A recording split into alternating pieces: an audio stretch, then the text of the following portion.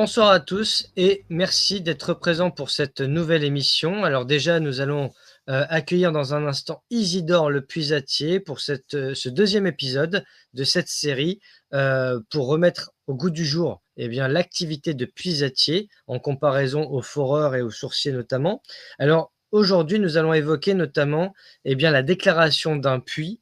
Comment on le fait, dans quelles circonstances. On va parler aussi du compteur obligatoire pour tout pompage et ensuite on va faire une sorte de synthèse de cet épisode en fin d'émission. En parallèle, nous évoquerons aussi des articles qu'Isidore m'a envoyés sur l'historique des puits artésiens. Nous allons évoquer également les attention aux foreurs clandestins. On va parler de la différence entre les puits et les forages ou encore on va évoquer les puits de plus de 10 mètres de profondeur parce qu'il y a des réglementations spécifiques. On va évoquer aussi le brevetage du système d'embuage et enfin la méthode pour apprendre à nettoyer scientifiquement des puits anciens dits à ciel ouvert. Donc merci de mettre un pouce, de partager l'émission, de vous abonner à la chaîne. Les ouvrages derrière moi pour nous accompagner avec la forteresse agricole de Gilles Luneau, le grand virage de l'humanité de Philippe Guillemont ainsi que la physique de la conscience du même auteur, la 5G, mon amour, avec Nicolas Bérard, la gouvernance perverse de Marion Saint-Michel. À ma droite, Silence dans les champs de Nicolas Legendre, L'arc-en-ciel invisible de Arthur Furstenberg, l'agenda 2030 juste à côté de Pierre Matt, Le réveil a sonné de Didier Rellac et enfin Gouverné par le chaos de Lucien Cerise. Alors je rappelle à titre personnel que je n'ai aucun lien d'intérêt avec Isidore Le Puisatier, je suis apartisan et asyndical, mon casier judiciaire est vierge et je ne suis pas suicidaire. Je rappelle également que je ne suis pas franc-maçon, ni membre du Rotary Club, Lions Club ou d'aucune confrérie ou réseau hermétique connu à ce jour. Je parle en mon nom propre, intellectuellement et financièrement. Et je rappelle que Isidore est entièrement responsable de ses propos et de ses actions.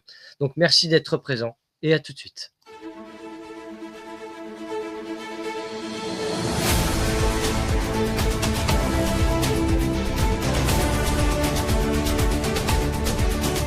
Mesdames et messieurs, bonsoir à tous. Bon, je vous laisse lire, je vous laisse travailler, Nicolas. Allez.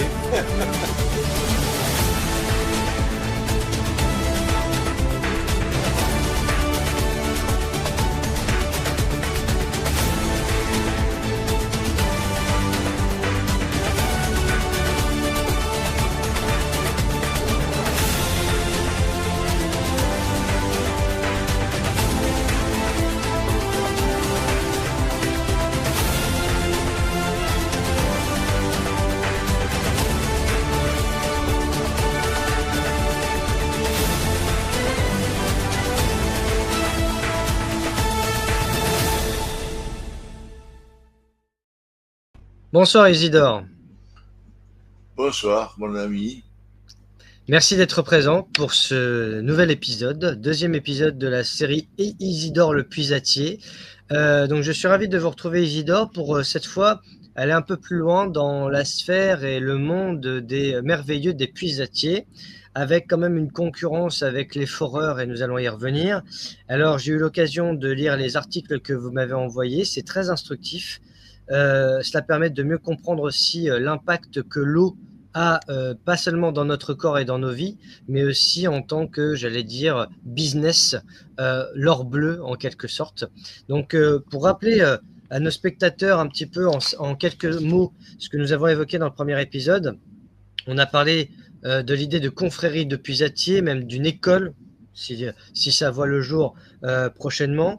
Et puis également, on avait évoqué un peu la déclaration en mairie, mais cette fois, on va vraiment passer une partie de l'émission sur comment on déclare, etc., parce qu'il y a des règles à respecter, ça ne se fait pas comme ça. On va aussi parler on a parlé de la transmissivité de l'eau, ou encore de son étanchéité par rapport au puits. On a parlé un petit peu des veines.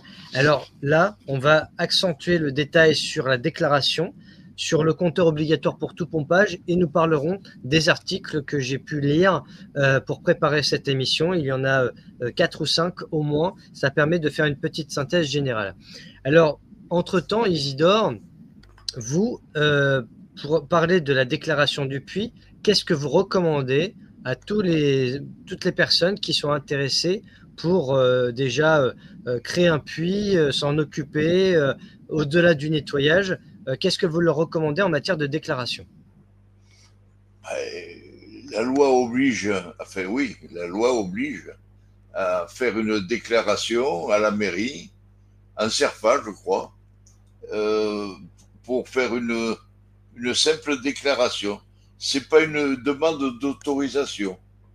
Euh, L'autorisation est faite que pour les puits au-delà de 10 mètres. Alors là, c'est autre chose. Mais sinon, la déclaration, c'est un formulaire pour remplir à chaque mairie.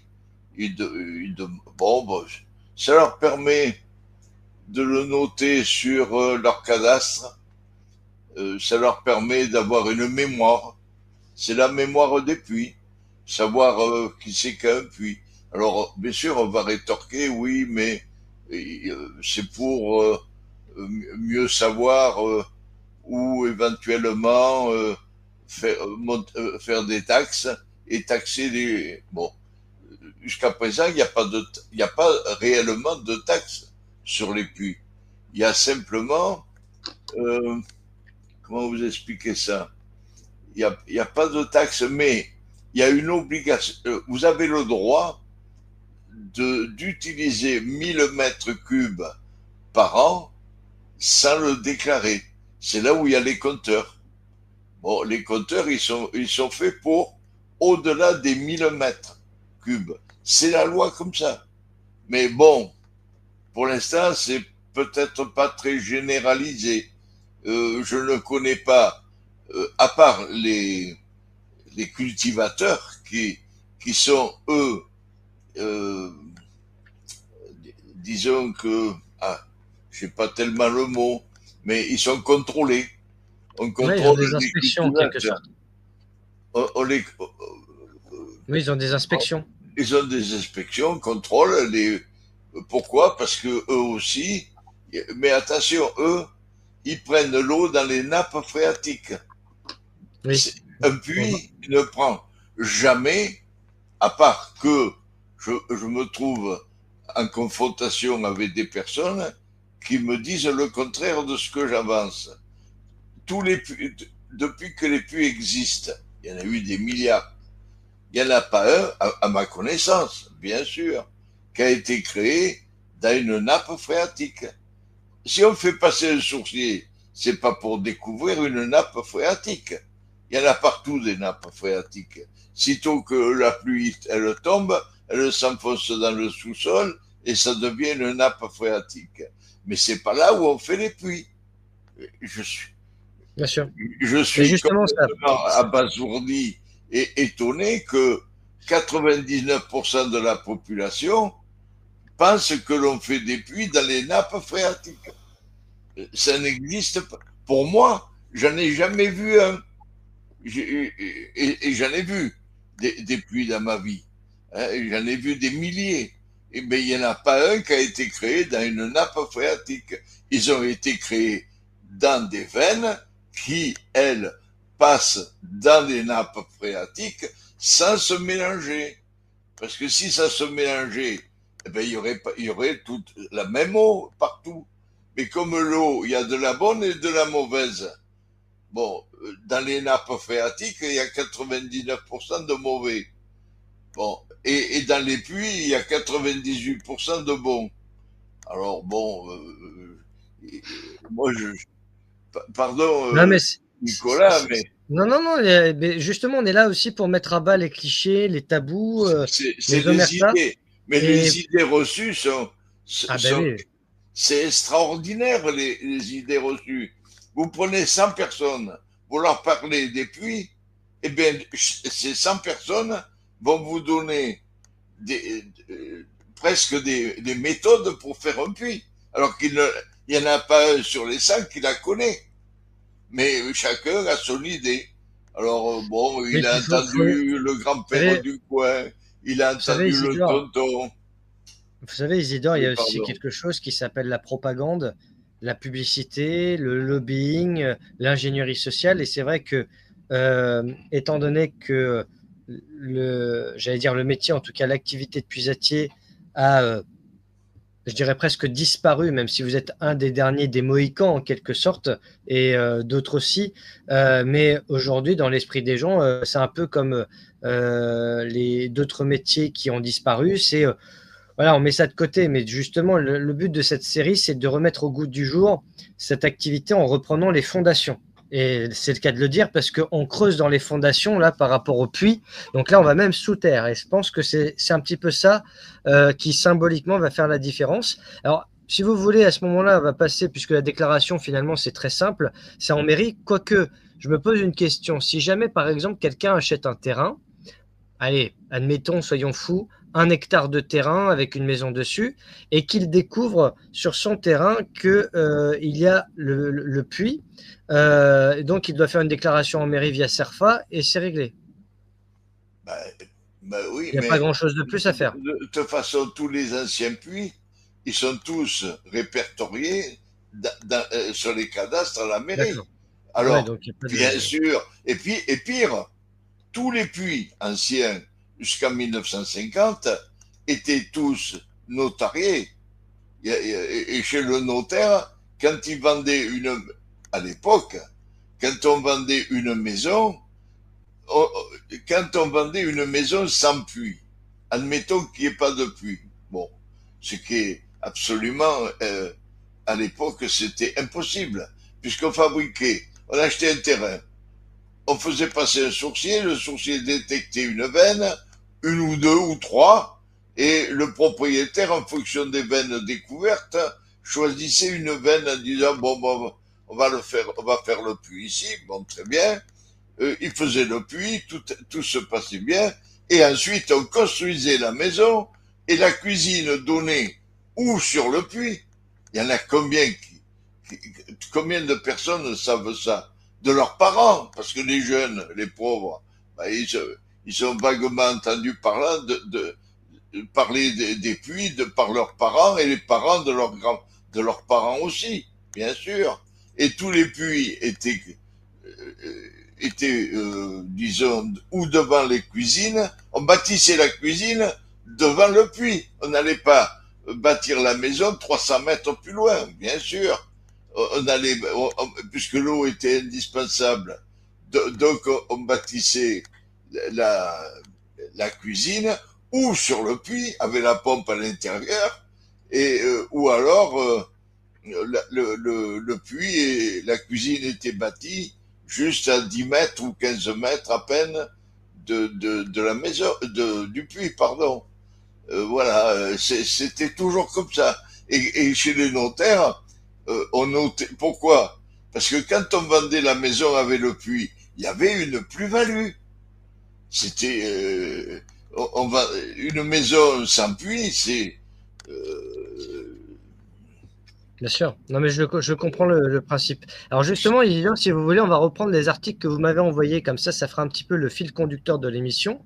Sachant que tout à l'heure, nous parlerons du compteur obligatoire pour tout pompage, mais qui fait indirectement partie des articles.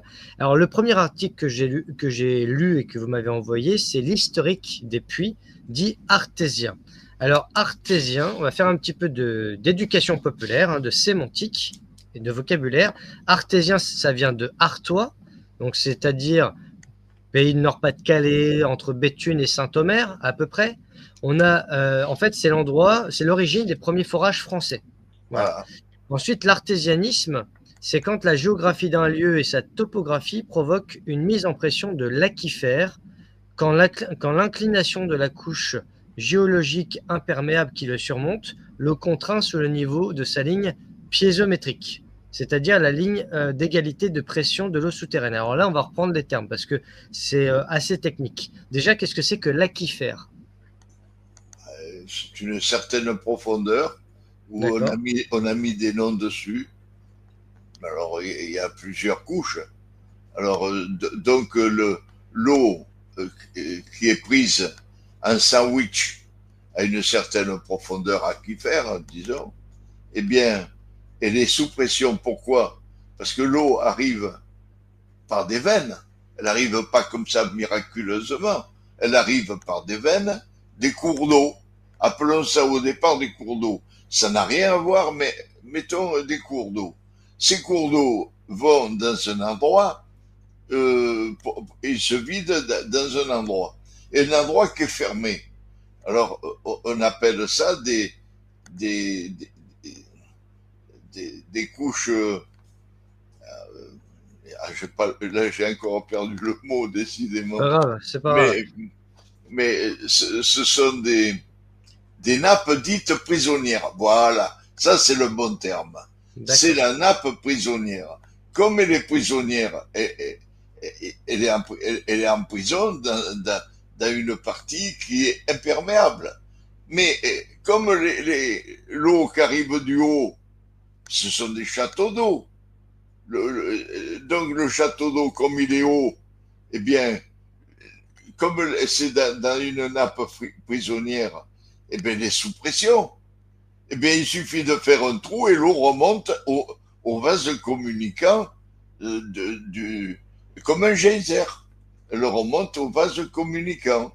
Alors, évidemment, eh bien, à partir de là, l'eau qui rentre a un certain temps pour rentrer, mais si on la sort plus vite qu'elle ne rentre, il arrivera un moment où il n'y en aura pas non plus. C'est le problème des baignoires quand on va à l'école et qu'on apprend que le robinet coule de temps et puis la bonde coule de temps. Et combien de temps va mettre la baignoire pour se vider? Voilà. Eh bien, c'est le même principe. Hein. D'accord. Pareil. Et justement, vous nous dites que l'origine de ces puits artésiens, c'est un peu comme les oasis dans les pays arabes, entre autres, hein, ça rappelle un petit peu cette idée-là. Et que, alors là, c'est intéressant parce qu'on entre vraiment au cœur du sujet, notamment sur les maladies, parce que vous nous dites autour du bassin. Alors, j'ai compris que c'était le bassin d'Arcachon, à moins que ce soit un autre type de bassin.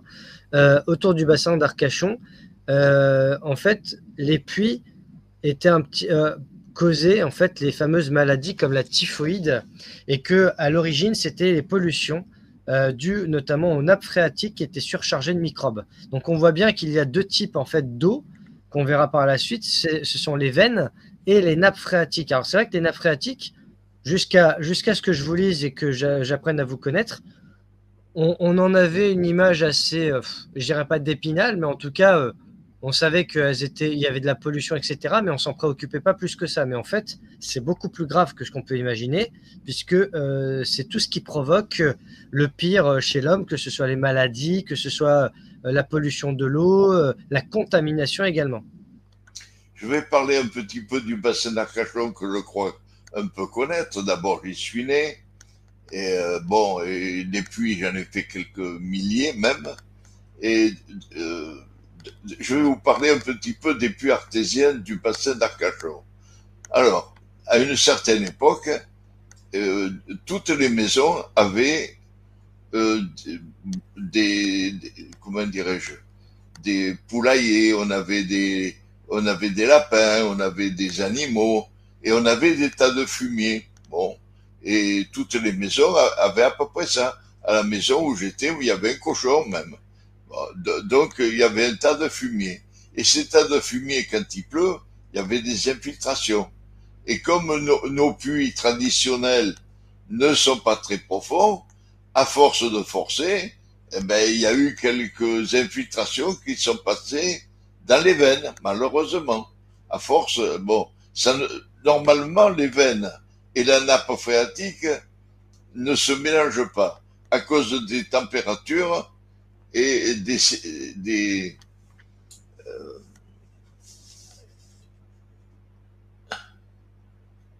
densités. Ah oui, il y a des densités et la température. Donc la veine, si la veine se mélangeait naturellement, il n'y aurait pas de veine. Donc si les veines existent, c'est que physiquement, elles peuvent exister. Donc ces veines, elles ont été plus ou moins, certaines veines ont été contaminées par toutes les déjections, tous les fumiers qu'il y avait au-dessus. Mais un jour, il y a eu des infiltrations à certains. Alors, comme il y a eu des morts à la typhoïde, ça rigole pas la typhoïde. Alors, comme il y a eu des morts, eh bien, les gens s'étaient un petit peu révoltés.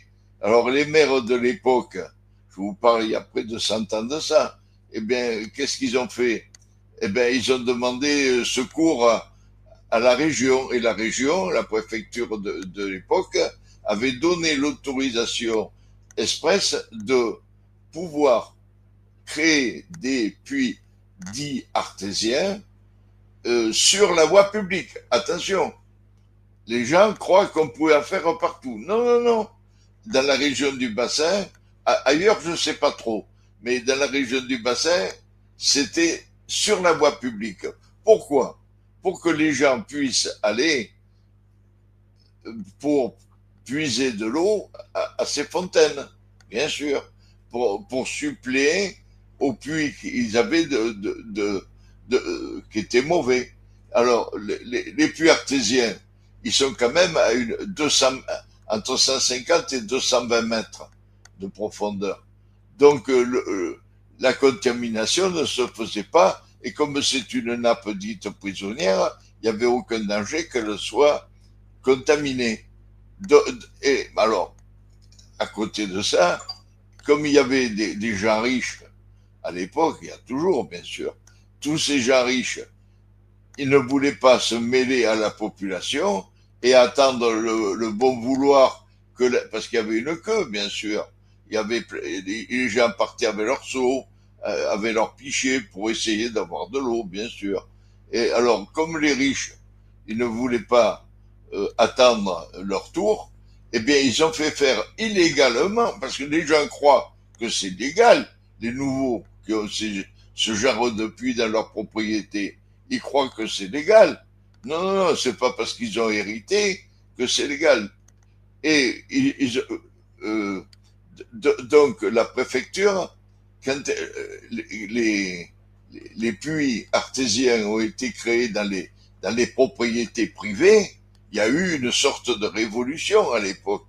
Moi, j'en ai entendu parler par mon arrière-grand-père, par mon grand-père de ça. Eh bien, les gens se sont révoltés.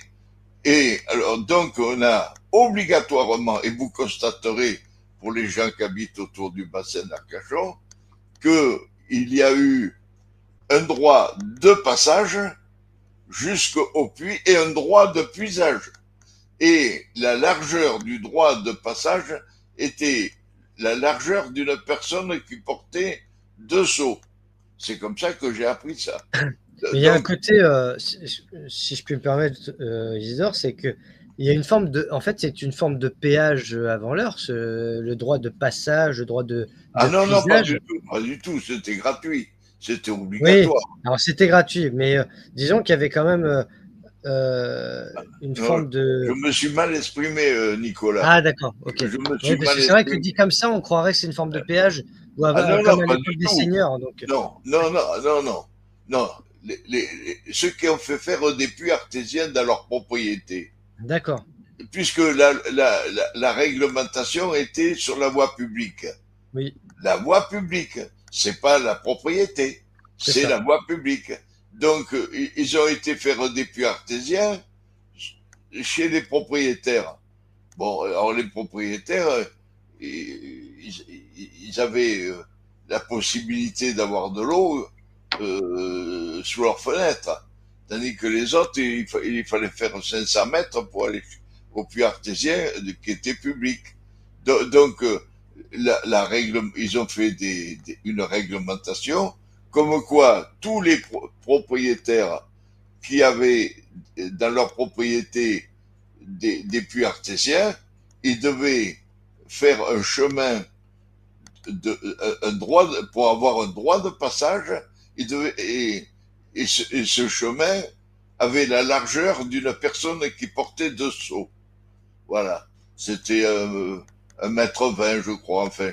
Bon, c'était à peu près ça. Et les propriétaires avaient planté des arbousiers pour faire un chemin pour ne pas que les gens puissent aller là où ils veulent. Il fallait garder ce chemin pour aller au puits, au puits artésien. Et le puits artésien, il avait un droit de puisage. Et tout ça, c'est noté sur les anciens actes notariés. Maintenant, bien sûr, on ne les retrouve plus quand il y a eu des successions. Bien sûr. On a pu noter tout ça. Pourquoi? Puisqu'on avait l'eau de la ville dans les maisons. Alors, donc, on a oublié tout ça. Maintenant, ça risque de revenir. Pourquoi? Parce que l'eau, ça commence à se faire rare. Et puis, les propriétaires qui ont des... Alors, évidemment, je vais recevoir une flambée de lettres des propriétaires qui disent ouais mais c'était à moi le puits ainsi de suite. C'était pas comme ça autrefois. Le puits était à tout le monde. Ce n'est pas parce Mais qu'on a un puits. donc en fait, le puits n'était pas une propriété privée, c'était un Bien bien sûr, public, c'est ça, comme le lavoir ou des c'est choses comme ça. ça. Donc, à partir du moment où il y a eu des puits qui ont été privés, on est entré dans l'illégalité, si je comprends bien. Ben, c'était, ils ont fait faire des puits illégaux puisque les puits ils devaient être créés sur la voie publique. Bon, ils ont créé des puits en douce, bien sûr. Ils ont créé des puits parce que ceux-là, ils les ont pas déclarés, évidemment. Pourtant, Pourquoi? pour créer un puits, ça demande quand même du temps. Enfin, ça se fait pas en, Mais, ça se fait mais, pas comme ça. mais bien sûr, évidemment, tout le monde était au courant. Évidemment, on n'allait pas faire ça la nuit. Il fallait une semaine pour faire un puits artésien à 200 mètres. Ça rigolait pas. Donc tout le monde était au courant. Et c'est pour ça que les gens se sont révoltés. Enfin, ça, c'est ce que m'ont dit les anciens à l'époque, que les gens se sont révoltés et la préfecture a été obligée de faire un droit de passage pour aller au puits artésien, un droit de puisage. Et ce qui veut dire que toute la population pouvait aller à ce puits-là sans problème, puisqu'il y avait un droit de passage de la voie publique. Bien sûr. Bon, Et voilà. concernant les puits artésiens, donc, vous estimez que c'est une œuvre d'art, que d'ailleurs ça passe par notaire, qu'il y a des lois précises d'existence légale et que ça nécessite quasiment aucun entretien, presque aucun entretien, Non. sachant que le deuxième article que j'ai lu de votre part, c'est attention aux foreurs clandestins. Donc là, on va passer assez vite parce qu'on en a parlé dans le premier épisode. Pour vous, les foreurs sont en gros des imposteurs qui Ah ne le non, non, font que oh pour là, eux. oh là, oh là, oh là, oh là. Attention, ne confondons pas les foreurs professionnels. D'accord. Alors là, là, j'y touche pas. Pourquoi? Parce que euh, comment dirais-je, ils sont officiellement, ils sont déclarés en tant que foreurs. Et ils font Mhm. ce qu'ils veulent. Ça, c'est pas à moi de les juger et à moi de dire s'ils font du bon boulot ou pas. C'est pas Mhm. à moi, bien sûr. Parce que euh, eux, ils font des forages. Un puisatier, il fait des puits. C'est un peu la différence entre le forage et le puits. On a le droit de faire sous condition de faire des puits, comme on a le droit sous condition de faire des forages. Mais la qualité, c'est pas la même non plus. Bien Il y en sûr. a un qui est 80, moi je dis pas 100%, on peut pas dire 100%, mais 98% à l'eau potable. Alors qu'un forage, avec tout le respect que j'ai pour tout le monde, qui font des foreurs professionnels, ben, jusqu'après, eux, ils rêvent d'avoir de l'eau potable. Ils rêvent. Ils voudraient. Eux, ils sont basés sur l'espérance. Ils espèrent d'avoir de l'eau potable. Ils espèrent la meilleure eau possible. Mais ils ne garantissent rien, par contre. Quand ils font des devis, tous les gens qui font faire des devis par les foreurs, ben, ils sont restrictifs en disant, ben, on ne garantit pas déjà de l'eau. Déjà. En tant que foreur, ils garantissent pas s'il y a de l'eau ou pas. Bon. Ensuite, ils garantissent pas la qualité de l'eau. Et ils garantissent même pas que leur forage va durer 10 ans ou 20 ans. Ils espèrent le plus longtemps possible. Disons que le travail d'un foreur est basé, en gros, gentiment, sur l'espérance. Ils espèrent que ça fonctionnera, que tout ira bien.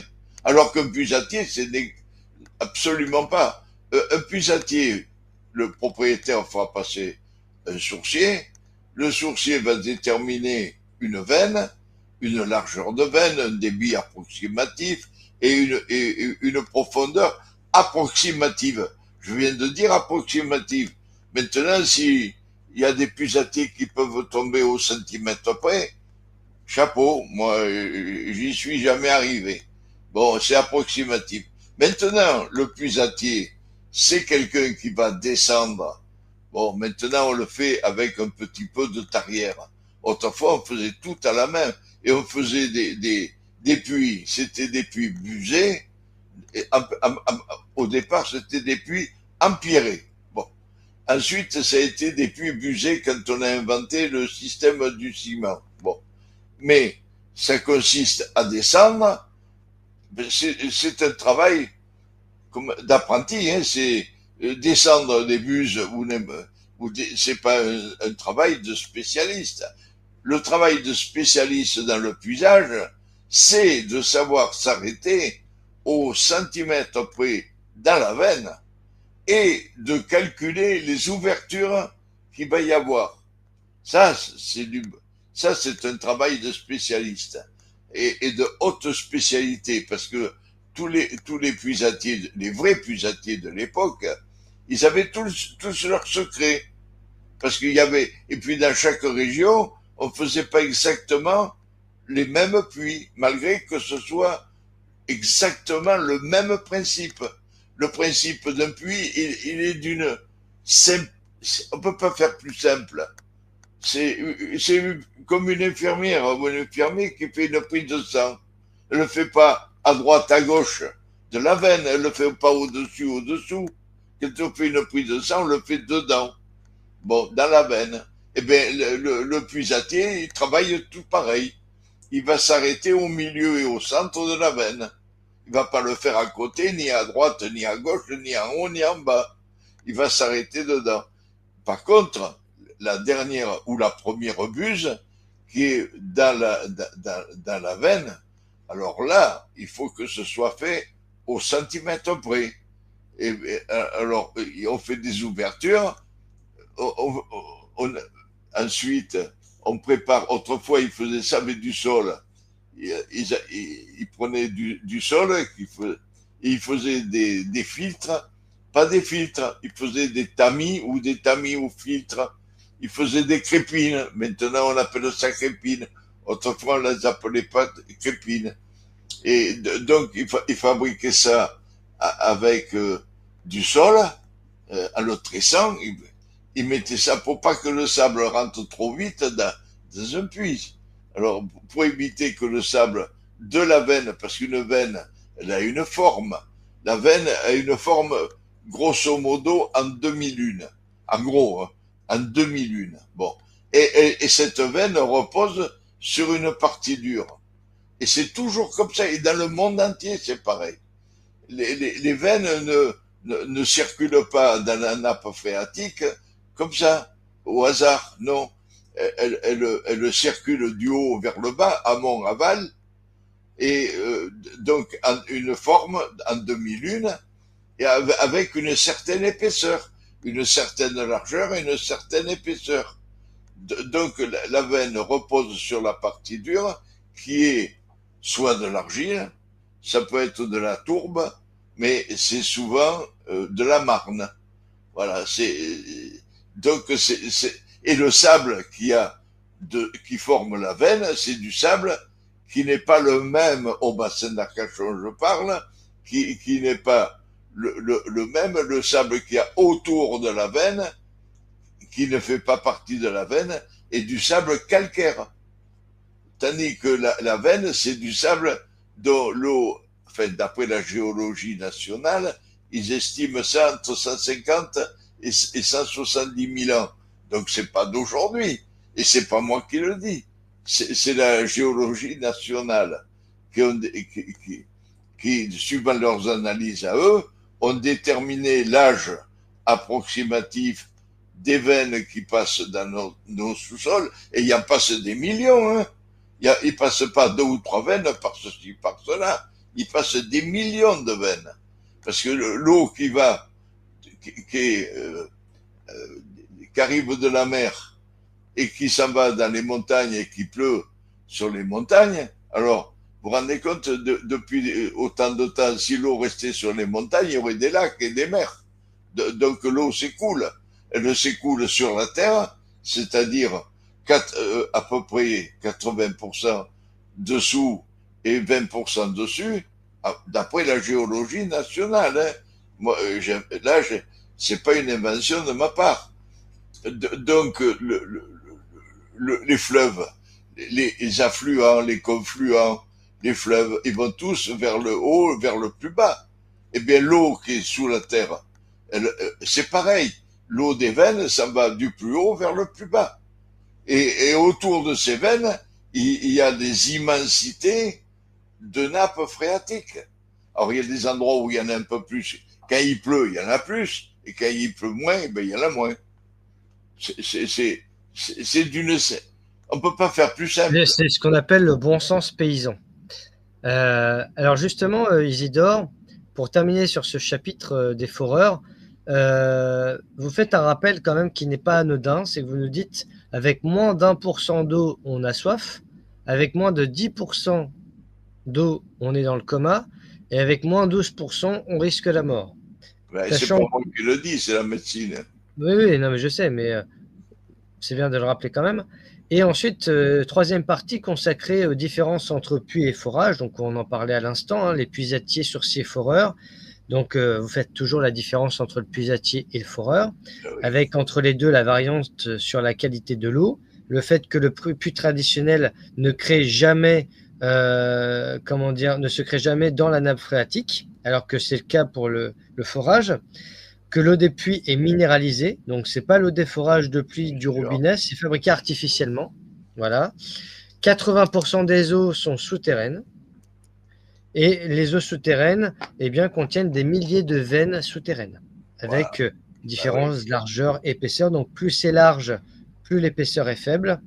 Et vous nous dites que le forage, c'est du perçage uniquement, alors que le puisatier, lui, évalue avec précision l'épaisseur de la veine. En fait, c'est plutôt un chirurgien de l'eau, si je puis dire. On peut dire ça comme ça. On peut dire ça comme ça. Voilà. Avec notamment la veine, donc qui, comme vous le disiez, repose sur une couche d'argile ou sédimenteuse, avec au-dessus plusieurs couches d'argile possibles, donc pris en sandwich, c'est ce que vous disiez tout à l'heure. Et le puisatier donc mesure l'épaisseur du sable de roche où se trouve la veine, taille ça avec sûreté sa crépine. Ah oui. Donc la crépine, c'est une sorte de filtre. Hein. Alors je vais me faire des ennemis. Pardon Nicolas, je vais me faire des ennemis. Et je suis obligé de me faire des ennemis. Enfin, autrefois, les puisatiers faisaient fabriquer leur crépine à la demande. À la demande. Et pourquoi? Parce que vous n'allez pas mettre n'importe quelle hauteur de crépine dans n'importe quelle veine. Alors, il y a, en gros, je parle du bassin d'Arcachon et aux alentours. Bon, c'est à peu près le même terrain, en gros. Donc, on avait à peu près l'épaisseur des veines. On savait que les veines, c'était entre 80 et 1,20 m. Bon.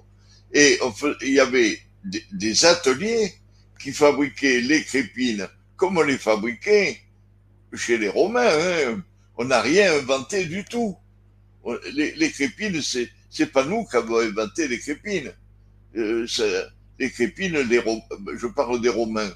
Les Grecs, c'était pareil, hein, parce qu'on faisait des puits, depuis les temps immémoriaux, on a fait des puits, hein, faut pas croire. Donc, les crépines, on les a faites en cuivre. Bon, on les faisait dernièrement, les dernières crépines artisanales, étaient en cuivre. Bon. Après, il est venu l'inox, on a innové, on a voulu faire mieux, et on a fait plus mal. Mais bon, les gens ne le croyaient pas. Ils pensaient qu'ils faisaient mieux. Alors, mais les vraies crépines étaient fabriquées sur des plaques de cuivre. On faisait des stries avec des burins spéciaux. C'était pas les burins lambda de tout le monde. Non, on faisait des trous. On faisait des stries sur des plaques de cuivre. Et ensuite, on roulait sur un bois rond, on roulait la feuille de cuivre, on la roulait, on l'a soudé au plomb, parce qu'on n'avait pas d'étain à l'époque, on soudait au plomb les, les crépines. Et on faisait la longueur que demandait le puisatier. Le puisatier disait, tu me feras une crépine de 80 ou de 70 ou de 40. Hein. Alors, parce que... Alors, bon, je continue comme ça parce que c'est très important, les crépines. C'est la partie la plus importante. Euh, donc, ces crépines, elles avaient des tailles qui sont complètement différentes de celles qu'ils font dans le commerce. Dans le commerce, ils font des tailles parallélépipédiques rectangles, alors qu'autrefois, on les faisait en triangle. Un certain triangle, pas n'importe quel triangle. Donc les burins étaient taillés d'une certaine façon pour faire des stries dans les feuilles de cuivre que l'on roulait après et que l'on place et que le puisatier plaçait au milieu et au centre de la veine.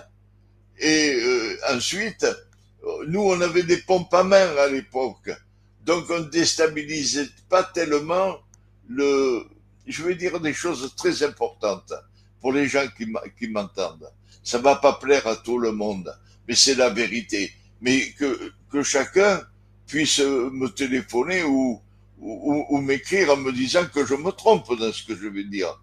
Donc, les crépines étaient placées à des endroits stratégiques et les pompes, elles pompaient lentement. Maintenant, on met des pompes électriques qui pompent trop vite. Et il y a des malades, parce qu'il n'y a pas d'autre chose, il n'y a pas d'autre mot à dire. Il y en a qui se disent, plus je vais mettre des pompes importantes, plus j'aurai d'eau. Alors, bien sûr qu'ils ont de l'eau. Ils ont de la bonne et de la mauvaise. Pourquoi? Parce que ceux qui mettent des pompes trop fortes, écoutez-moi bien les gens, si vous mettez des pompes trop fortes, eh bien, vous allez faire des dépressions trop fortes dans vos veines, et comme elles ne sont pas en béton et elles ne sont pas en inox, eh bien, vous allez faire passer les mauvaises eaux qui sont des bouillons de culture autour, vous allez les faire passer par force dans vos veines. Alors, il y en a certains qui se plaignent d'avoir des bons puits, et comme ils mettent n'importe quoi comme pompe, ils s'aperçoivent qu'ils ont de la mauvaise eau. Mais pas étonnant. Autrefois, les puits à ciel ouvert, ils avaient le temps de décanter. Tandis que maintenant, avec des puits, des pompes trop puissantes, eh ben, les eaux n'ont plus le temps de décanter. Alors, quand on les prend trop vite, eh bien, parce qu'on produit des dépressions trop fortes. En gros, c'est ça. Donc, les gens qui m'écoutaient, si vous avez des bons puits et que vous tirez trop fort dedans, eh bien, vous arriverez à faire passer les mauvaises eaux au travers des bonnes. Il n'y a pas de secret. Donc, je dis à tout le monde qui pense qu'en tirant trop fort, en tirant plus fort, ils auront plus d'eau. Ben, ils vont avoir l'eau de la veine plus de l'eau de la nappe phréatique. Et une nappe, alors pour moi, une nappe phréatique, c'est quoi? Pour moi, une nappe phréatique, ça ressemble à un intestin humain. Pourquoi? Parce que dans la nappe phréatique, c'est-à-dire la terre sous nos pieds, eh bien, on s'aperçoit qu'il y a des milliards et des milliards et des milliards de bactéries. Il y a tout pourri, tout se dégrade dans le sous-sol, tout se dégrade. C'est un intestin humain. Et il ne peut pas y avoir même l'eau de la pluie quand elle s'infiltre dedans, elle ne peut s'infiltrer qu'avec tous les détritus qu'il y a dans la terre.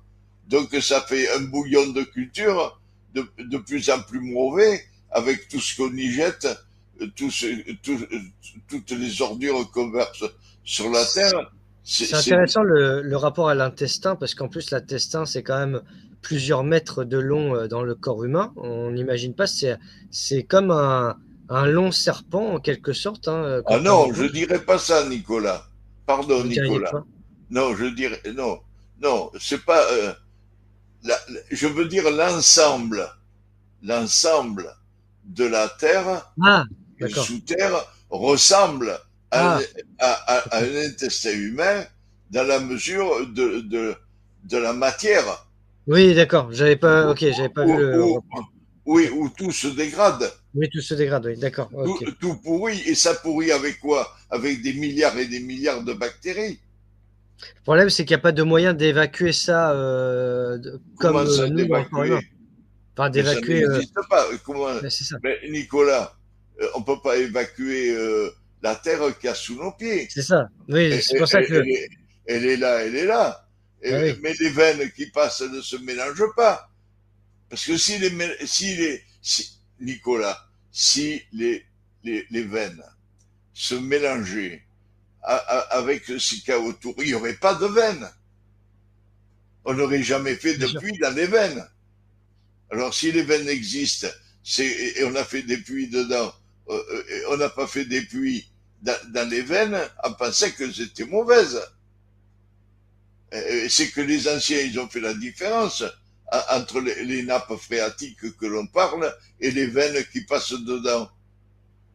Sinon, on prendrait l'eau dans les nappes phréatiques comme les foreurs, ils font des forages dans les nappes phréatiques. Mais qu'est-ce qu'ils font les foreurs après? Pas eux, bien sûr. Eh bien, tout ce qui prennent l'eau dans les nappes phréatiques, ils sont obligés de la transformer pour pouvoir l'envoyer dans les robinets pour qu'elle soit potable. Arrêtez-moi si je me trompe.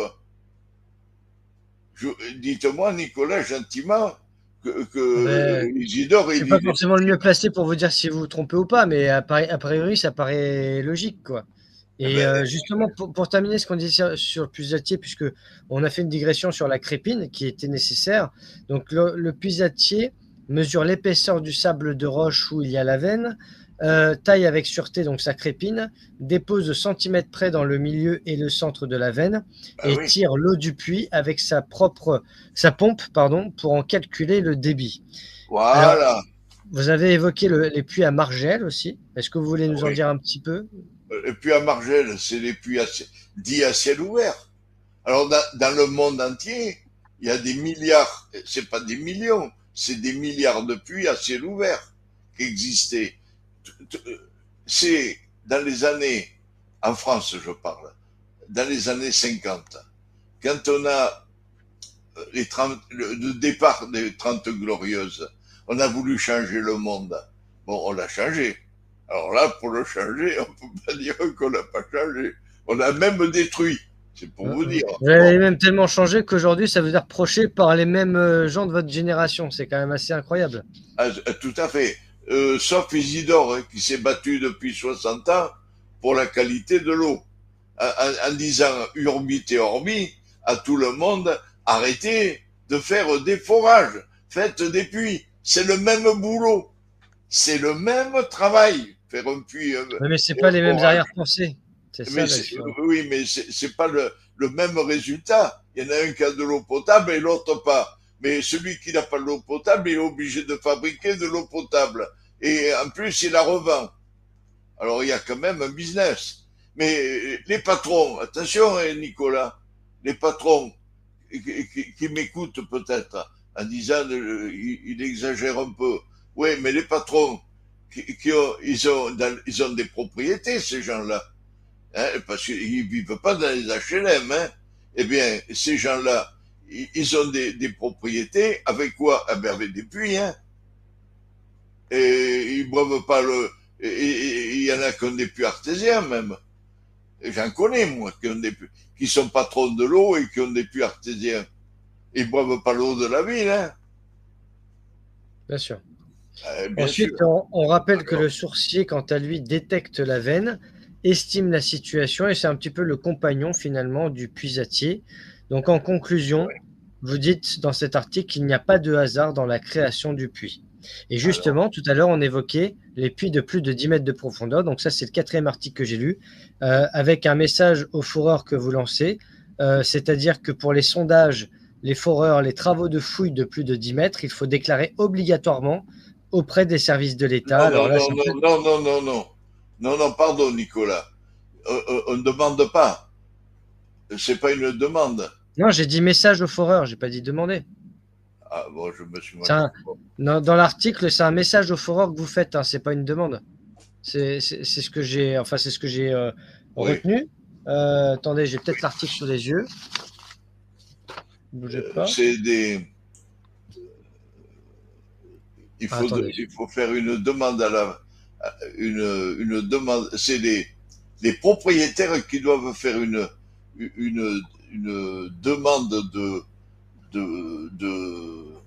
de faire des forages au-delà de 10 mètres. Il y a une encyclopédie à remplir. Hein. Ça se, Voilà, et, alors, vous dites le puits de plus de 10 mètres, donc il y a ce message ils sont soumis à autorisation. Voilà, ce message est destiné aux foreurs, aux services administratifs et aux principaux maîtres d'ouvrage de forage. Comme vous le savez, madame, monsieur, tous les sondages, forages ou travaux de fouille de plus de 10 mètres de profondeur doivent faire l'objet d'une déclaration auprès des services de l'État au titre de l'article L411-1 du Code minier. Cette déclaration permet de constituer une base de connaissances du sous-sol ouverte à tous sur le site Infoterre. Pour faciliter la compilation des données contenues dans ces déclarations, les services du BRGM ont développé une application dénommée Duplo. Ce nouvel outil est destiné à recueillir à compter du 1er octobre 2022 vos déclarations au titre du L411-1 du Code minier en Occitanie. Voilà. Donc ça, c'était dans le cadre d'un message au foreur, ce que j'ai retenu. Et de ce fait, non, il n'y avait pas de demande ou quoi que ce soit, mais c'était juste pour rappeler la loi, pour rappeler les procédures. Et puis, il y a le brevetage aussi du système d'embuage. Ça, c'est le 5e article. Ah non, ça, c'est autre chose, là. Hein. Voilà, là, c'est encore autre chose. Ah oui, c'est complètement différent, même. On peut se servir d'un puits pour faire de l'embuage au cas où il y a un incendie de proximité avec une forêt. Ben justement, étant donné qu'on sort d'une actualité estivale quand même où les feux de forêt n'ont pas été tendres, si je puis dire, on l'a évoqué à la première émission, je vais juste synthétiser ce que j'ai retenu de cet article puisque vous nous parlez de la protection des maisons en bordure de forêt. Bien et sûr. Justement avec un système de brouillard d'eau, donc une forme de création artificielle d'un mur. Ensuite, il y a la mise en œuvre, plusieurs étapes. Déjà l'étude préalable avec une réalisation d'une étude sur plan, avec la détermination des dimensions optimales, l'installation du système, l'activation automatique, puis une modalité de déploiement avec un kit de montage. Alors tout ce que je cite là depuis tout à l'heure, on le mettra à disposition des auditeurs en PDF et notamment les fichiers, etc. Avec ensuite, l'installation par une équipe spécialisée. Il faut aussi le brevetage du système, avec notamment des recherches d'antériorité, premièrement. Deuxièmement, la rédaction d'un dossier complet. Troisièmement, la consultation d'un conseil en propriété industrielle. Pas rien. Quatrièmement, le dépôt de la demande auprès de l'Institut national de la propriété intellectuelle, le fameux INPI. Et enfin, cinquièmement, suivi et protection internationale. Voilà. Alors, ensuite, il faut contacter différents acteurs, donc collectivités, institutions publiques, organisations de protection et prévention, des professionnels et des entreprises, les médias, la communication. Et il y a une lettre de présentation du système de brouillard anti-incendie avec ce système de brouillard artificiel. Et donc, vous avez envoyé une lettre aux différents maires du département des Landes sur la prévention des incendies de forêt et la protection des habitations, avec les assurances intéressées pour justement leur proposer la réduction des sinistres, plus de prévention et des propositions de réduction de primes. Voilà. Bien sûr. Ben, tout est lié. Bien Alors, il y a un système que je trouve très facile. Alors, peut-être que j'exagère en disant que c'est facile, parce que le principe est simple. Quand il y a nous, on habite dans la forêt. Bon, évidemment, ceux qui habitent loin de la forêt, ils ne savent pas ce qu'est un feu de forêt. Bon. Je vais prendre le mauvais cas de la presqu'île du Cap Ferret. Alors, ceux qui m'écoutent, là, ils commencent à avoir les oreilles comme les éléphants. Hein. Pourquoi? Parce que la presqu'île du Cap Ferret, c'est une langue de terre qui est bordée soit par le bassin ou l'océan Atlantique. Bon, ça fait des kilomètres. Il n'y a qu'une route. Écoutez-moi bien, les gens. Vous n'avez qu'une route. Le jour, c'est pas le jour où il va y avoir le feu. Malheureusement, évidemment, on va me tirer dessus parce que on va penser que j'exagère. Mais un jour, il y aura le feu. C'est, pour moi, c'est malheureux à dire, pour moi, c'est inéluctable. Un jour, vous aurez le feu. C'est obligatoire.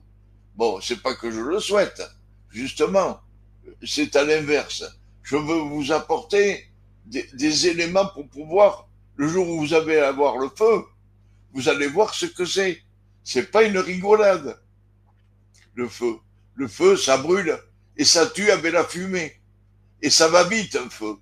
Et vous avez des flammes de 30 mètres avec des températures de 800 degrés qui sont derrière vous en train de vous poursuivre.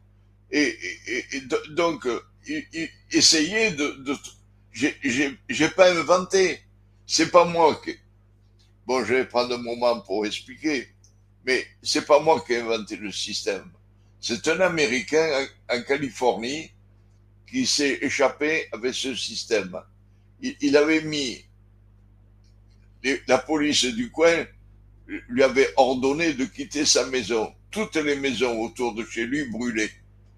Eh bien, comme il est resté dans la maison, il ne lui est resté qu'un truc, c'était d'allumer son arrosage intégré. Et comme il avait un arrosage intégré un peu spécial, eh bien, ça a fait un rideau d'eau autour de la maison et la température, parce qu'on appelle ça par émission, c'est-à-dire quand on a une température, c'est en physique, quand vous avez une température avec une certaine distance, à la température importante, tout brûle, évidemment. Et quand on pense qu'au Cap Ferret, le nombre de maisons qui ont des revêtements en bois et qui habitent avec des terrains où il y a 7 ou 8 pins, non mais, je ne sais pas si vous vous rendez compte, le jour où il va y avoir le feu, tout le monde va brûler. Mais le pire, c'est pas grave les pins, c'est pas grave les maisons. Mais les gens, ils vont aller où? Alors on me dit, oui, ils vont aller au bassin. Ah oui, à condition aussi qu'il y ait la marée haute, hein, pour prendre un bateau pour s'échapper.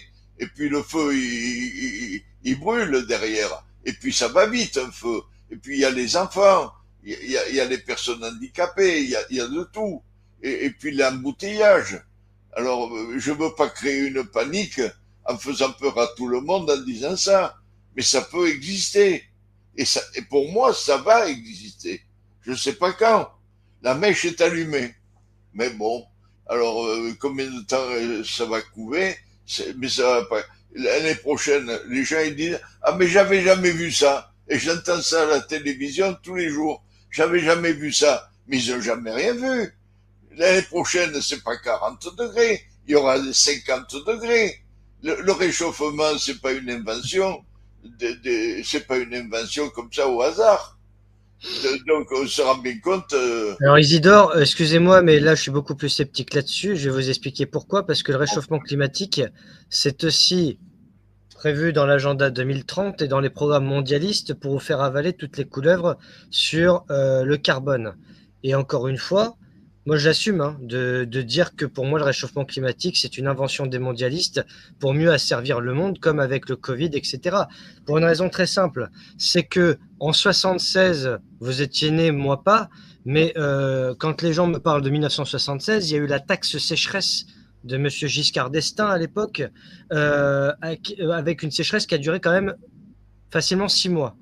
Là, ça y est, cet été, on a eu 2 semaines ou 3 semaines de chaleur à 40-45 degrés. On nous a dit que c'est l'été le plus chaud depuis les années 1900. On nous fait le coup chaque été avec la manipulation que moi j'ai connue déjà en 2003 avec les 10 000 morts de la canicule. Et à l'époque, on avait des cartes de France qui étaient, allez, rouges presque vives. Aujourd'hui, elles sont noires quand il fait 35 degrés.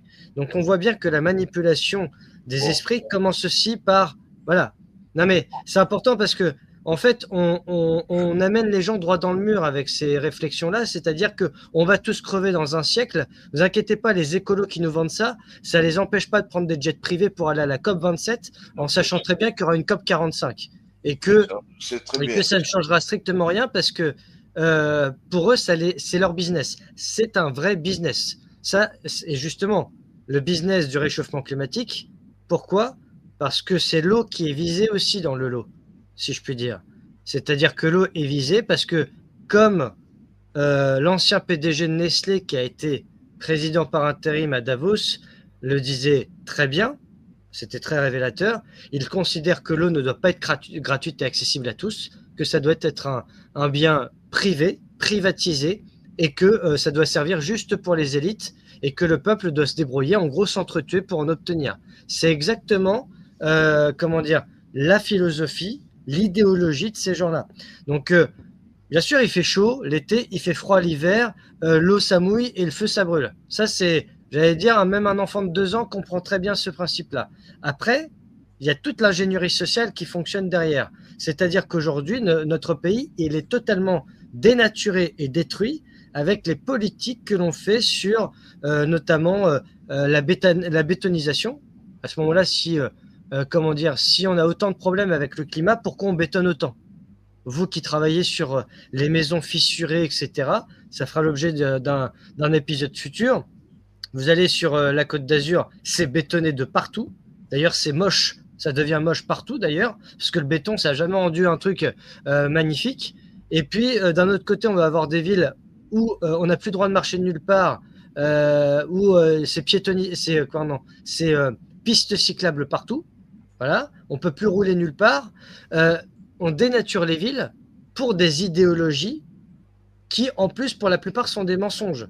Alors forcément, ça fait le beurre de certains, mais pendant ce temps, eh bien, ça ne fait pas avancer la société. Parce qu'en réalité, les feux de forêt, comme on l'a évoqué à la première émission, derrière les feux de forêt, ce sont des milliers d'hectares qui partent en fumée, c'est une chose, mais on apprend que ces hectares en question, comme par hasard, quelques mois auparavant, il y avait un projet de parc éolien ou un projet écologiste ou escrologiste, voilà, et que les habitants étaient à 97% contre ce projet.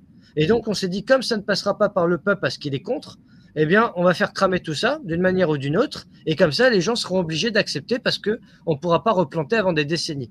Et ça s'appelle du crime. Et vous le dites d'ailleurs dans un de vos articles, vous parlez de crime contre l'environnement. Et ces gens-là devraient aller en prison parce que la peine de mort a été abolie, mais ces gens-là participent à la criminalité environnementale. Alors, je veux bien qu'on nous parle de l'écologie matin, midi et soir sur le tri des déchets, etc. Mais quand vous avez les mêmes qui ont tendance à participer à la destruction de notre faune et de notre flore, ces gens-là doivent rendre des comptes. Voilà, c'est une parenthèse coup de gueule, mais c'est vrai que on entend parler du... Moi, si vous voulez, j'ai 35 ans.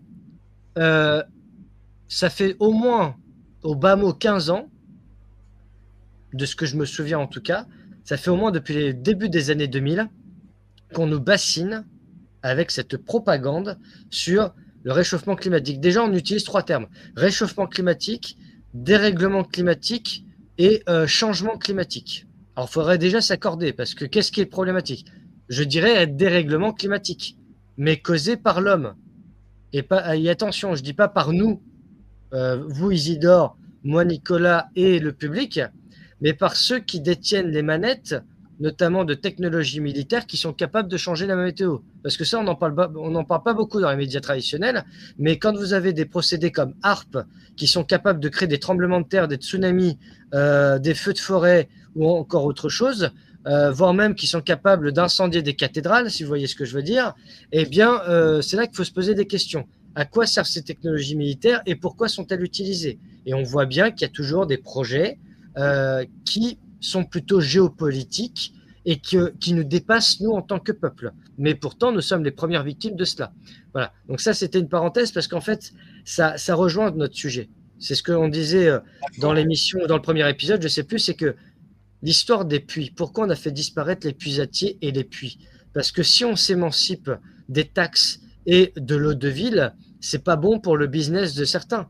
Et donc forcément, comme là, c'est quelque chose qui, je veux dire, si tout le monde va au puits prendre de l'eau, alors que c'est la ressource, j'allais dire, encore presque plus importante que le pétrole. Vous imaginez les milliards que certains vont perdre. Donc forcément, c'est pas le but du tout de ces gens-là de perdre leur... de nous, ils s'en foutent, mais de leur pognon, ils s'en foutent pas, même s'ils partent pas avec dans la tombe. Et donc de ce fait, c'est dans leur intérêt à eux que de faire en sorte que les gens ne soient pas informés, qu'il y ait les puits, qu'on peut se débrouiller pour prendre son eau et qu'en plus, elle sera bonne pour la consommation et pour la santé. Parce qu'en plus, ce qu'ils nous vendent comme eau, elle est polluée, comme vous nous disiez, à 99%. Donc en plus, c'est un moyen de nous empoisonner, donc de nous faire ensuite avaler des cachetons. Bref, c'est le triangle de Cartman en quelque sorte. C'est un peu, j'apporte le problème, je suis la solution et je passe pour un sauveur en plus. Voilà. Désolé pour cette longue digression, mais c'était important de le redire. Donc, on parlait donc comment dire, de l'eau. Et le 5e article, alors qui était très court, sur les méthodes pour apprendre à nettoyer scientifiquement des puits anciens dits à ciel ouvert. Moi, ce que j'ai retenu, ce sont 2 choses. Déjà qu'il fallait être 2. Et ensuite qu'il y a des précautions d'usage. Alors après, vous parlez d'une forme de secret, j'allais dire de maître puisatier. En tout cas, on ne révèle pas tous les secrets de cuisine, si je puis dire. Mais grosso modo, nettoyer un puits, ça prend combien de temps? Est-ce que c'est long à faire? Est-ce que c'est coûteux? Comment ça se passe? Bon, je vais terminer pour la presqu'île du Cap-Ferret. Oui, pardon, excusez-moi. Ouais. Je vais terminer avec ça. Je pense que un jour, il y aura fatalement le feu. Et comme toutes les maisons ont 5-6 pins dans leur propriété, ça veut dire que les centaines et des milliers de maisons qu'il y a sont entourées d'arbres, bien sûr. Et alors, évidemment, la loi oblige à faire des nettoyages. C'est fait plus ou moins. Mais le jour où il y aura le feu, là, c'est trop tard. C'est-à-dire que la presqu'île du Cap-Ferret, il n'y a qu'une route pour s'échapper. Et des fois, il y a des dizaines de kilomètres de fils de voiture, dans un sens et dans l'autre. Donc, il n'y a aucun moyen d'échappatoire. Alors, le seul moyen que l'on peut avoir, c'est de mettre des arrosages spéciaux à chaque maison. Et ça coûte pas cher. Il faut mettre des sprinklers. Écoutez, si vous voulez, ceux qui m'entendent et qui veulent, ils ont qu'à m'appeler ou m'envoyer un email. Et moi, je leur dirai à peu près ce qu'il faut faire. Et moi, je ne fais pas payer. C'est une association. Donc, c'est à but non lucratif. Bon, alors, maintenant, pour le nettoyage des puits.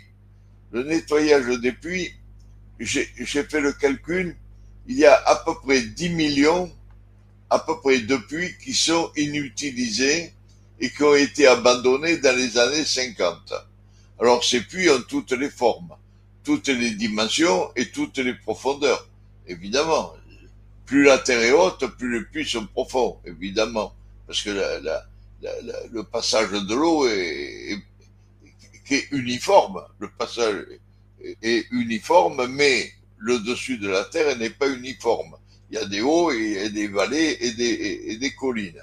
Bon, alors, donc tous ces puits, il y a à peu près 10 millions de puits qui ont été abandonnés, en gros, depuis les années 50.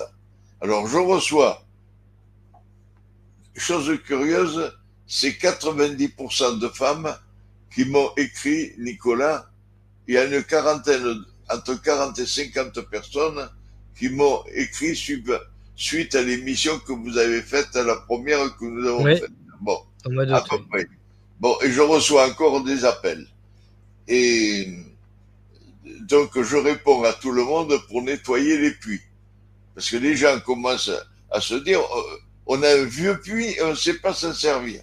Alors, il faut le nettoyer. Alors, le nettoyer, là aussi, pour moi, il n'y a rien de plus facile. Il faut descendre dedans, vider l'eau mais pas n'importe comment, hein. On vide pas l'eau d'un puits n'importe comment.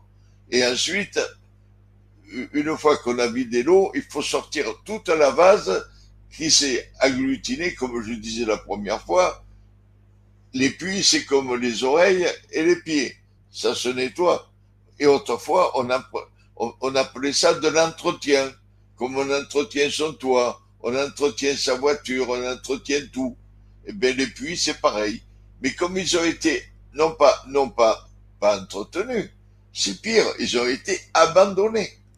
Alors, abandonnés, ça veut dire que tout est tombé dedans. Il y en a même qui les ont bouchés. Alors, on bouche les puits. À la fin de la guerre, on mettait les grenades, on mettait les vieux fusils, on mettait tout. On s'en servait comme des potoirs. On mettait de la terre. Alors, dans les puits, on trouve de tout. Bon, en gros, c'est ça. Donc, il faut les vider de tout ce qu'on a mis dedans, parce qu'ils fonctionnent toujours, les puits. Mais il faut les nettoyer. Alors, il y a des nettoiements qui sont assez faciles et d'autres qui sont plus compliqués. Bon. Alors, qu'est-ce qu'il faut faire pour descendre d'un puits? Eh bien, il faut prendre des précautions. On saute pas dedans avec une pelle et une pioche pour le nettoyer. Il faut faire une chèvre au-dessus, comme disait Nicolas. Je crois que c'était une vraie chèvre. Non, c'est comment dirais-je, c'est trois morceaux de bois qui sont trapézoïdales et que on met un palan. Alors il faut comme on va aller dans le fond, eh ben il faut se mettre un harnais comme à la montagne, comme les spéologues. Bon, ensuite il faut une poulie, il faut une personne qui surveille en haut. Bon, et puis au fur et à mesure qu'on descend, eh ben il va y avoir peut-être des gaz. Il faudra faire attention. Autrefois, on mettait une bougie. Bon, maintenant, il y a des appareils électroniques qui préviennent. Bon, et ainsi de suite. Et quand on a vidé tout le puits, là, c'est du travail d'arpète. C'est du travail de manœuvre. C'est un travail où il faut sortir tout ce qu'il y a dedans et puis c'est tout. Il y a rien de compliqué. C'est long, c'est pénible, mais c'est pas un travail de spécialiste. Par contre, à la fin, pour remettre le puits en état, alors là, c'est un autre travail. Là, c'est un travail de haute spécialité. C'est-à-dire, il va falloir remettre, il faut refaire revenir l'eau, et il faut contrôler les ouvertures et bien les nettoyer, les refaire, ainsi de suite. Et ça, c'est pas la portée du premier venu. Bon, ça, c'est la partie la plus spécialisée. Bon, mais le reste, c'est du travail de manœuvre. Hein. C'est n'importe qui est capable de le faire, hein. Mais à condition de le faire dans certaines circonstances de sécurité, quand même. Bon, il y en a un qui surveille l'autre, évidemment, avec un palan à moteur, un moteur électrique, et puis un palan à main, couplé à main. Parce que s'il y a une panne d'électricité pendant que l'autre il se blesse en bas, il faut appeler les pompiers. Bon, tandis que là, sinon il est dans harnais, on peut le remonter. Bon, très bien. Alors, c'est pas un métier très compliqué, mais c'est un travail un peu spécialisé. Et puis, spécialisé dans la mesure où, quand même, on descend un petit peu dans l'inconnu.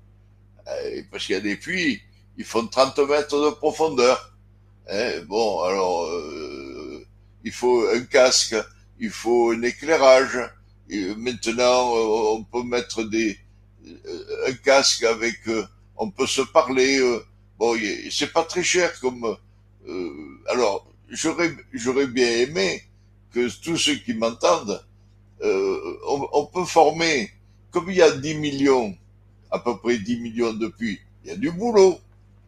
Alors, il peut y avoir aussi des jeunes qui m'entendent, qui se disent, ça me plairait. Parce qu'il n'y a pas que des voyous qui vendent de la drogue.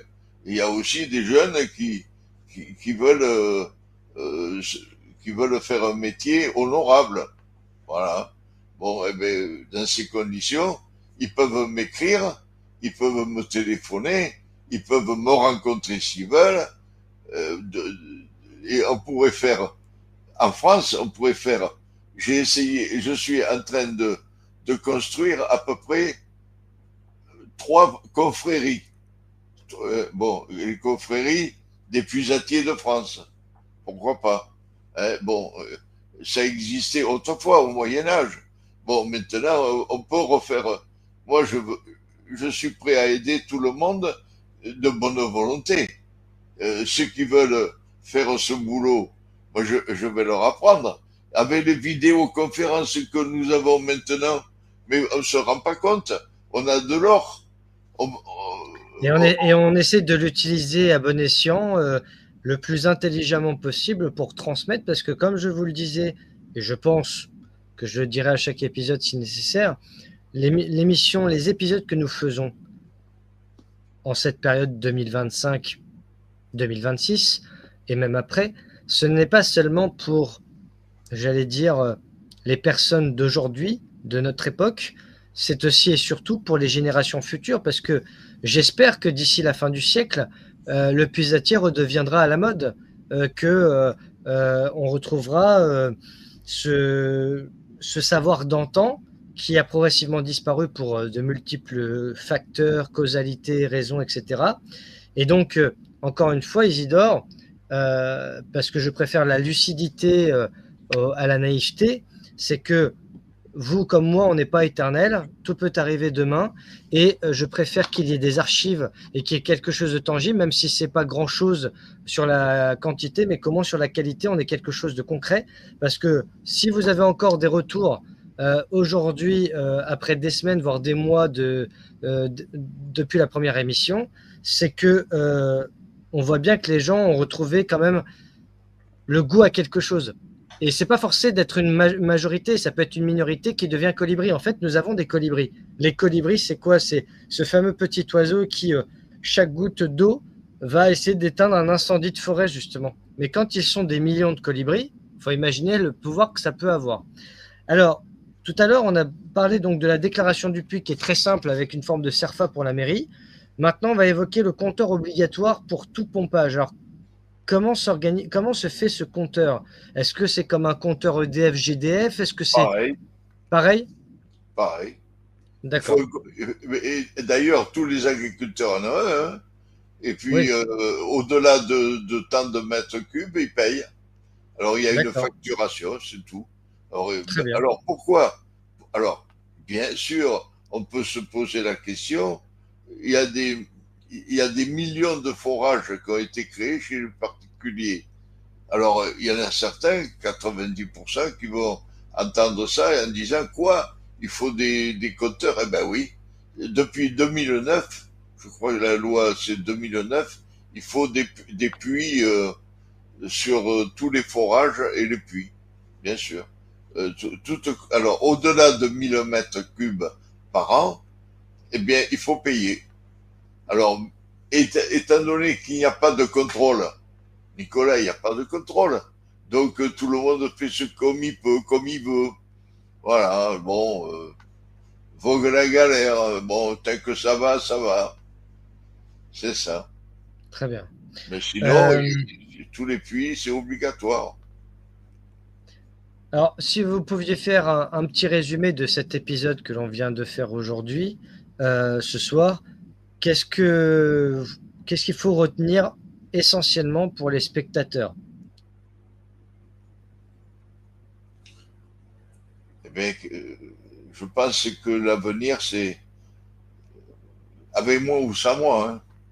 Ce sera au débouchage des anciens puits. Il y en a, mais Nicolas, vous êtes jeune, bien sûr. Mais comment vous expliquer ça? 10 millions. C'est moi qui fais le calcul. On était 55 millions à peu près dans ces années-là. Et toutes les maisons avaient un puits. Donc, il faut diviser par 5. Moi, j'ai divisé 50 millions par 5. Parce qu'il y a 5 personnes dans une famille à l'époque. C'est moi qui le dis. On avait En évoqué le moyenne, calcul dans le premier épisode. On est grosso modo, oui, entre 8 et 10 millions de puits voilà, en France métropolitaine, on c'est précise. ça. Donc répartis, alors c'est énorme parce qu'il faut imaginer que c'est l'équivalent aujourd'hui à peu près de, j'y pensais tout à l'heure, de 7, allez, on va dire 6-7 personnes par puits présent dans le pays. Donc c'est quand même assez démentiel. Et donc il y a à peu près, oui, 10 millions de puits, il y en a les trois quarts qui sont inutilisés, qui sont abandonnés, ou alors qui sont détruits pour faire des projets autoroutiers, si on réfère à ce que à l'émission que j'ai faite avec Marie-Françoise de Haute-Savoie. C'est C'est comme ça ça. d'ailleurs que vous m'avez contacté par la suite. Voilà, donc on a cet état de fait. Donc, pour synthétiser cet épisode, en fait, appeler, contacter les amis des puits, d'accord. Je remets en description le lien de l'association, les différents éléments pour comprendre un petit peu comment ça fonctionne. Vous pouvez contacter Isidore suite à l'émission, lui écrire par mail, etc. Et puis, dans le prochain épisode, on parlera d'un ouvrage que vous avez écrit sur la grande histoire des puits, qui nous permettra de mieux comprendre un petit peu d'où cela vient et comment, quelle est l'origine finalement des puits que nous avons.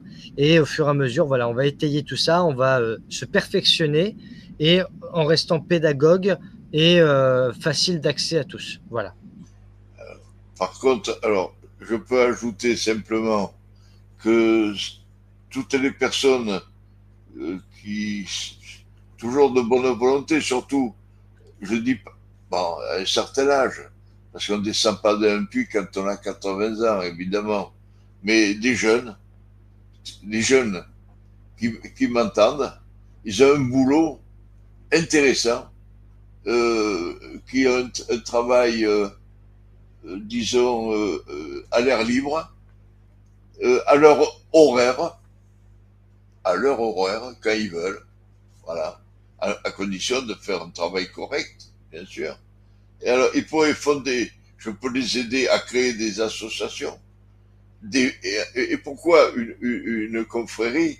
Parce qu'une confrérie, ça unit les gens dans une direction sociale, dans une direction de solidarité, une solution humaine. Parce que voilà, c'est dans ce but-là. La confrérie, c'est le côté humain de la chose. Enfin, c'est moi qui le dis. Oui, mais en fait, c'est Mais, ça, c'est que l'activité de puisatier, c'est aussi un vivier d'emploi pour ceux ah qui... là là, Voilà, c'est ça qu'il faut comprendre. C'est-à-dire que en plus de ça, le puisatier est d'intérêt public parce qu'au-delà de réhabiliter une activité, j'allais dire des puits abandonnés, on peut aussi donner de l'emploi à ceux qui sont un peu en errance ou en déshérence, c'est-à-dire ceux qui ne savent pas quoi faire et qui voudraient trouver un boulot, j'allais dire, non pas trop compliqué, mais en tout cas quelque chose qui peut être passionnant, qui soit source de rencontres et qui en plus est d'intérêt général pour le présent et pour l'avenir. alors, Nicolas, je viens de penser à un truc. Mais ils existent déjà. Alors, je vous indique pourquoi. J'emploie cette phrase. Ils existent déjà. Pourquoi? Parce qu'en France, il y a des milliers, c'est pas des centaines, des milliers de jeunes qui illégalement créent des forages. J'appelle ça des clandestins. Pour se faire du pognon, ils vont chez les gens, ils disent ah bon, vous voulez pas que je vous nettoie votre toit, vous voulez pas que je vous coupe votre haie, vous voulez pas que je coupe votre gazon, ah vous voulez pas que je vous fasse votre forage. Eux ils parlent pas de puits, ils parlent de forage, ils connaissaient pas la différence.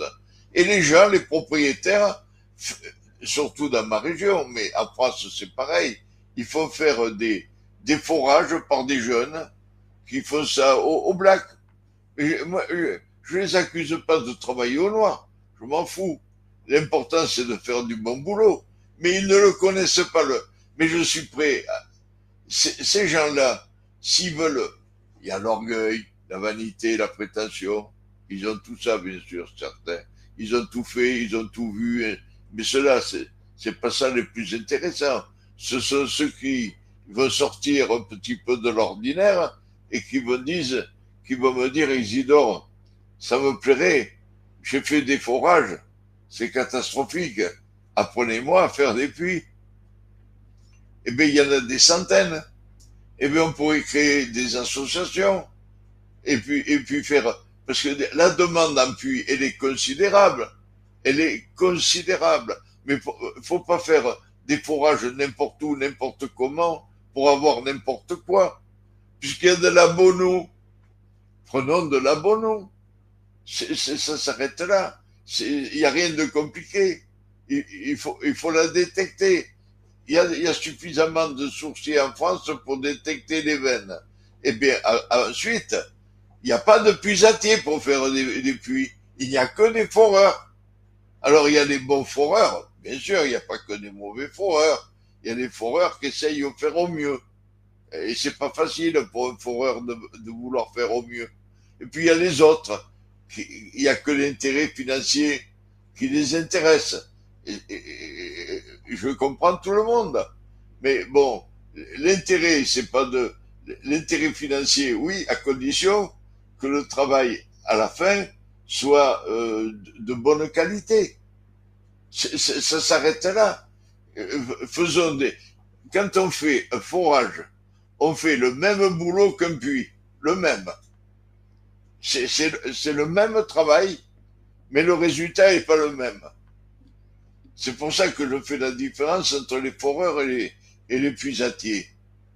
Le puisatier, la, la finalité, il va avoir 98% d'eau potable, alors que le foreur, lui, ben, il en aura pas. Mais bon, alors il y a des foreurs, des fois, quelques-uns, mais très peu, hein, qui m'appellent et qui me disent à tel endroit comment on pourrait faire pour. Alors, c'est pas simple parce que ils ont un matériel qui leur permettent pas non plus de la délicatesse. Parce que Ouais.